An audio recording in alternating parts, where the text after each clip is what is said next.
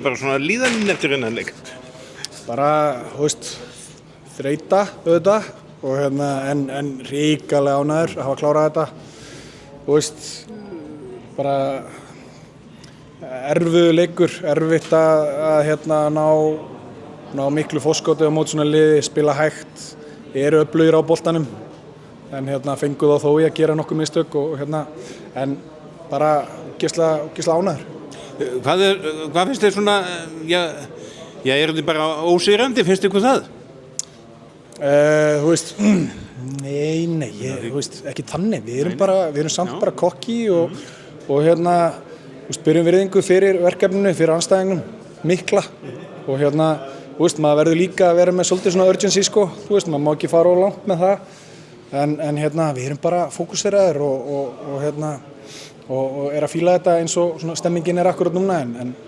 við þurfum bara að halda þessu áfram, það ekkert búið þessu móti Nei, ég meina, en þið hafið byrjað og farið gegn 2 síðustu leiki mjög svona samfærandi og verið leiðandi frá upphafi til enda. Já, algjörlega og ég segi að það við höfum alltaf vitað þessum góður í handbolta en það þessi ákefð og þessi grimmd og augljóslega leikplani gott hjá okkur líka, ég ætla ekki að taka neitt af því en það leikplani virkar ekkert ef að menn er ekki gjörsamlega all-in allar mínútur sem þeir inn á og mér finnst bara menn vera því og þetta bara keðjan, það enginn sem einhvern veginn að bora í nefið Og þú eru alltaf jafn gaman að því að koma inn á? Já, ég elska það, maður vill alltaf spila allar mínútur en maður þarf alltaf að passa líka, pústið og vera skynsamur og vitur og ekki bara upp á sjálfan sig, heldur upp á liðið, þú hjálpar ekki liðinu, þú ert bara bensínlaus og þannig að þetta bara, ég elski þetta En nú bara næsta verkefni 2 sólarhringa og það verður ekki auðveldara? Nei, bara get ekki beðið,